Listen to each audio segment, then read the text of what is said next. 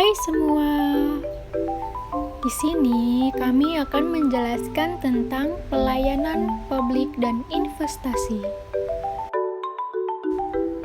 Apa itu pelayanan publik dan investasi?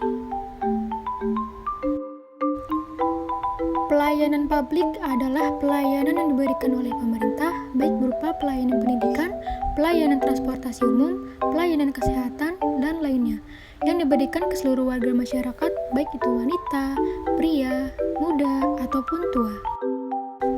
Tentu saja, dalam pelayanan publik terdapat perilaku. Di sini dibagi dua, yaitu penyedia layanan dan penerima layanan.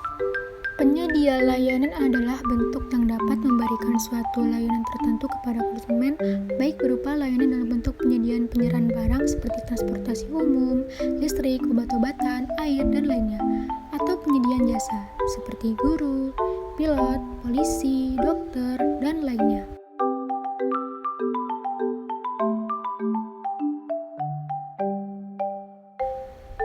Pada Undang-Undang Nomor 25 Tahun 2009 tentang Pelayanan Publik, undang-undang ini disebutkan sebagai salah satu upaya perbaikan pelayanan publik agar masyarakat merasa puas dalam pelayanan yang disediakan.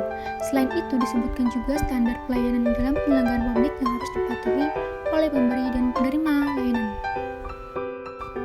Undang-undang ini juga bertujuan untuk memaksimalkan pelayanan pemerintahan sehingga menciptakan iklim pelayanan penerima pada setiap instansi pemerintah.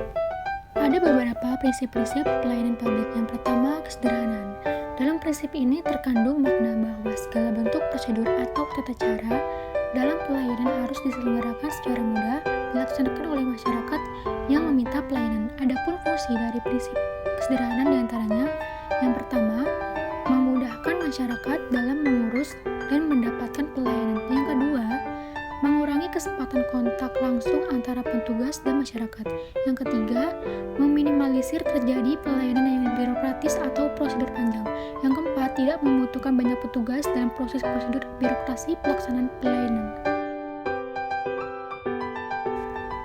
Selanjutnya ada kejelasan dan kepastian, yaitu yang pertama prosedur tata cara pelayanan, yang kedua persyaratan pelayanan secara teknis dan persyaratan administrasi, yang ketiga petugas atau pejabat yang mempunyai bertanggung jawab dalam memberikan pelayanan, yang keempat rincian biaya tarif pelayanan dan tata cara pembayaran. Yang ketiga ada prinsip keamanan, bahwa dalam proses pelayanan dapat memberikan rasa aman dan kenyamanan untuk kepastian hukum bagi masyarakat. Lalu ada prinsip efisien. Prinsip ini menekankan dengan memperhatikan hal-hal yang tidak berakibat memberatkan masyarakat dan hal-hal yang dapat mengarah pada pemborosan. Lalu yang kelima ada keterbukaan. Hal-hal yang berkaitan dengan rincian biaya, pemberi pelayanan, dan waktu penyelesaian dalam proses pelayanan wajib diinformasikan secara terbuka kepada masyarakat agar mudah diketahui dan dipahami oleh masyarakat. Selanjutnya ada prinsip ekonomi.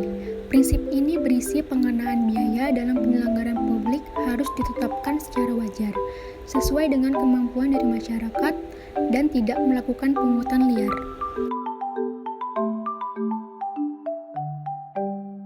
Prinsip ketujuh, keadilan yang merata.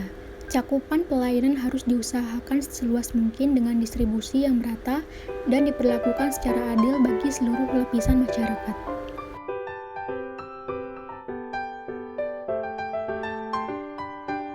Prinsip terakhir ada ketepatan waktu.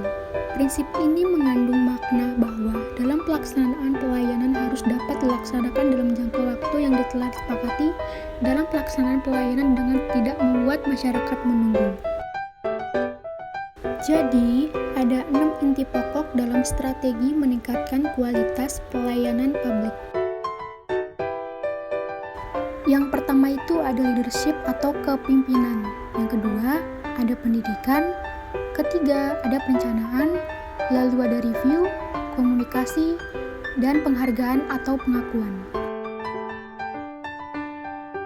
Setelah kita sudah mengetahui pelayanan publik itu apa, ada kalanya kita juga harus mengetahui apa itu investasi dan apa hubungannya pelayanan publik dengan investasi.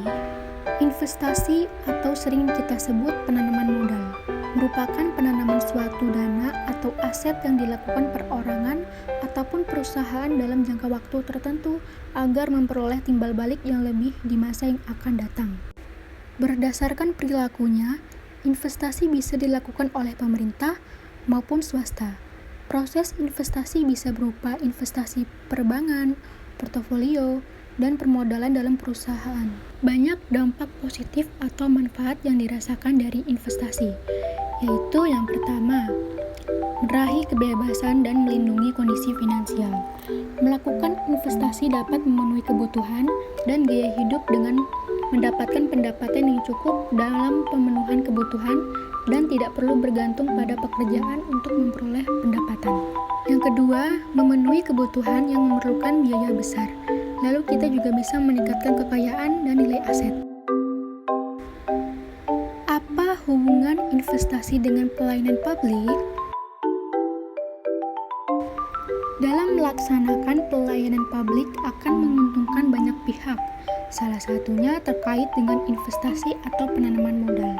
Negara dapat melakukan percepatan pembangunan ekonomi dan mencapai pertumbuhan ekonomi dengan menjaring semakin banyak investor lokal maupun asing.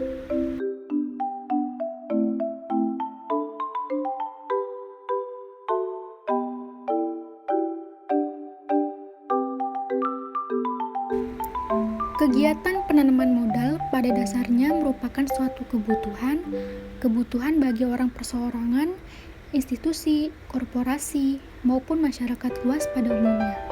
Investasi menjadi suatu kebutuhan karena investasi dapat menjadi salah satu metode atau cara bagaimana menyiapkan masa depan yang belum pasti menjadi suatu kepastian. Modal asing dapat membantu penyuksesan pelaksanaan pembangunan.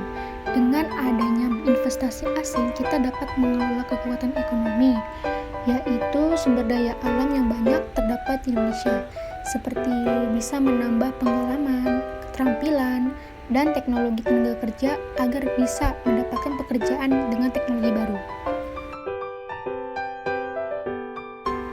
Nah, itu tadi pembahasan dari materi kita.